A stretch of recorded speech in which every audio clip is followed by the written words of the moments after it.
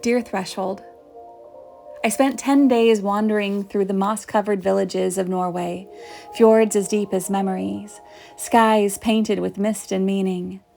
My great-grandmother Margaret left this land in 1916. She crossed an ocean with stories stitched into her skin. I never met her, but in those quiet places, I felt her.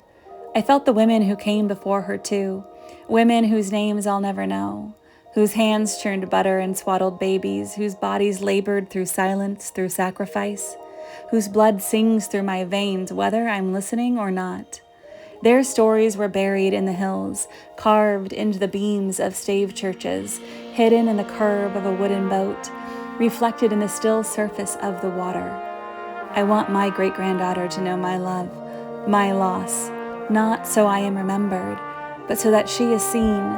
And so I write to you, Threshold, because I see now what you are, how you hold the ground in, how sacred it is to stand before a beginning, to pause before the door, to linger in the moment before becoming. This is not a small thing. It's holy, what you offer. A choice, a breath, a chance to step into a new place, carrying the marrow of everything I've lived before. It began beside the water. I followed the river's pull through Flom, letting it lead me like a string tied around my ribs.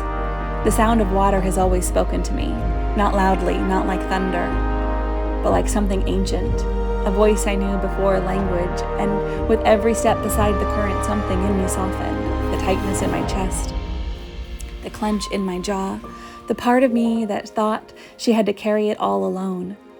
I walked for what felt like hours, not watching the time, not needing to, just walking, just being, letting the stones remember what I'd forgotten.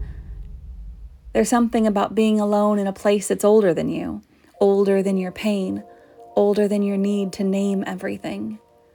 The air was wet with silence, the kind of silence that wraps around your shoulders like a shawl, the kind that isn't empty, but full, of memory, of presence, of everything unsaid. And then the river began to speak. The current spoke in ancient tongues, of griefs carried, of burdens bowed, of hearts once wild with longing, and I answered it. I surrender all, I whispered, not to God, not to anyone else, but to the rhythm of the earth beneath me, to the rhythm of me, to the part of me that remembered what I was, that I wasn't lost, just quiet. And the whisper led me to a church, older than memory, 8 centuries of prayer soaked into the beams, wood darkened by breath and candle smoke, walls whispering to no one and everyone. Outside, a woman knelt beside a grave. Her hands were in the dirt, planting something with care, as if tending a wound, as if trusting something beautiful could still rise from what had died. And as I stood there watching her, the river behind me and the church before me, and I asked you, Threshold, can I too plant flowers in the graves of my past?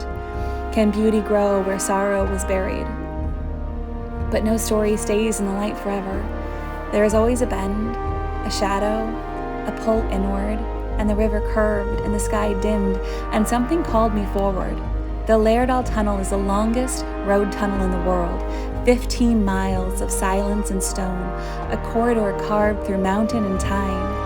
And I entered it not because I had to, but because something in me knew I must. I had been thinking about old stories, the ones we tell ourselves to survive, the ones we repeat even when they no longer fit. And as I drove, a favorite song played softly. You gotta let the old story go if you want the river to flow. It echoed inside the car, inside my bones, and Threshold, I swear it was you speaking through those speakers. You know the stories I carry, the shame, the silence, the weight of being too much and not enough all at once. I gripped the wheel like it could steady me, but it was the green light halfway through that tunnel that brought the release, an unexpected oasis, a glow that wasn't sunlight but still made me cry. Not because I was sad, but because I was ready to put something down, to leave part of me in that tunnel. And here's the thing. When I emerged, blinking into the brightness, I realized I had driven the wrong way. The tunnel hadn't even been necessary. But still, I had needed to go through it. Because that's the truth of healing, isn't it? Sometimes we take the long way. Sometimes we need the dark to remember how to hold the light. And after shadow comes fire, not destruction, but alchemy. And in the harbor, a floating sauna rocked gently on the water of the fjord. Cedar-lined, steam-thick, quiet as a womb. I stepped inside and let the heat undo me.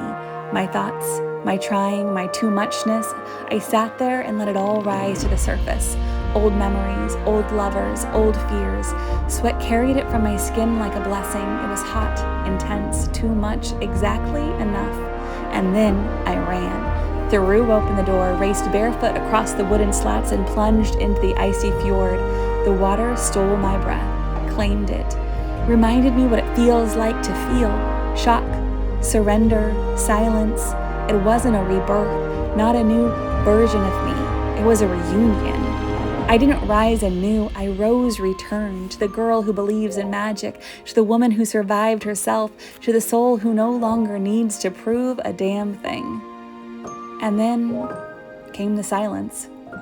Not the stillness of absence, but of presence, of integration.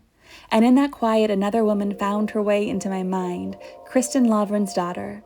I first met her in the pages of a favorite novel, her name the title, a life lived and lost in the rural majesty of Norway. Here, in this land of moss and fjords, she stepped out of fiction and into breath. She was fierce and fallible. She sinned and served. She bled and believed. And in her final days, as the Black Death swept through, she gave what little she had left to care for others. She didn't run. She didn't hide. She stayed. She knelt beside broken bodies, held hands as the last breath left, and gave herself in the most human and holy way. And I thought, maybe that's the threshold I'm always reaching for. The one where I stop trying to outrun life and start showing up for it, fully, fiercely, tenderly.